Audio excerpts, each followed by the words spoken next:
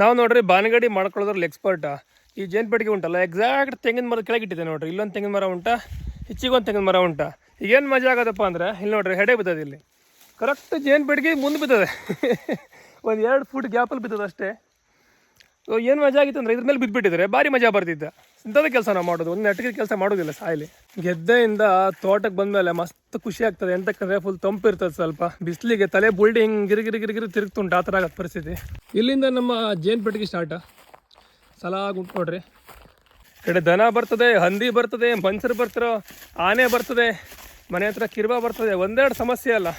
ಈ ಸಮಸ್ಯೆ ಎಲ್ಲ ಬಗೆಹರಿಸ್ಕೊಳ್ಳೋರಿಗೆ ತಲೆ ಕೂದಲು ಸುಮಾರು ಬೆಳಗಾಯ್ತು. ಇಲ್ಲಿ ಇನ್ನೊಂಚೂರು ಬೆಳೆ ಹೋಗೋದು ಬಾಕಿ ಇದೆ ಅಷ್ಟೇ. ಸಾಯಲಿ ಸಮಸ್ಯೆ ಅಂದರೆ ಸಮಸ್ಯೆ. ಹೋದ ವರ್ಷ ಒಂದು ಬಾಕ್ಸೇ ಕದ್ಬಿಟ್ಟಾರೆ ನಾನು ಸಾಯಲಿ. ಕ್ಯಾಪ್ ಇಟ್ಟು ಬಾಕ್ಸ್ ತೊಗೊಂಡು ಹೋಗ್ಬಿಟ್ಟಿದ್ರೆ ಈ ಸಲ ಕದಿಗೆ ಬಂದವ್ರಿಗೆ ನೋಡ್ರಿ ಕಾಲು ಕಡ್ದು ಕಳಿಸೋ ಮಾಡಿದ್ದೆ. ಯಾರು ಕೇಳ್ತಾರಲ್ಲ ಕಡೆಗೆ ಕಾಲು ಹೆಂಗೆ ಯಾರು ಕಡಿದ್ರು ಹೇಳಿ. ಅವಾಗ ಜೇನು ಪೆಟ್ಟಿಗೆ ಕದಿಲಿಕ್ಕೆ ಹೋದಾಗ ಒಬ್ಬ ಕಡ್ದು ಕಳಿಸ್ದ ಮಾರೆ ಅಂತ ಹೇಳ್ಕೊತಿರ್ಬೇಕು. ಅವ್ರು ಹಂಗೆ ಮಾಡ್ಬೇಕಂತ ಮಾಡಿದ್ದೆ. ಇಲ್ಲರಿ ಕಳ್ಳರ ಕಾಟ ಸವಾಸನೇ ಅಲ್ಲ. ಮೊನ್ನೆ ದನ ಬಂದು ಈ ಬಾಕ್ಸ್ ಬೀಳ್ಸ್ಕೊಬಿಟ್ಟಿತ್ತು. ಸಮ ಉಂಟೆ ನೋಡ್ಕೊಂಡು ಮಾತು ಬಂದೆ.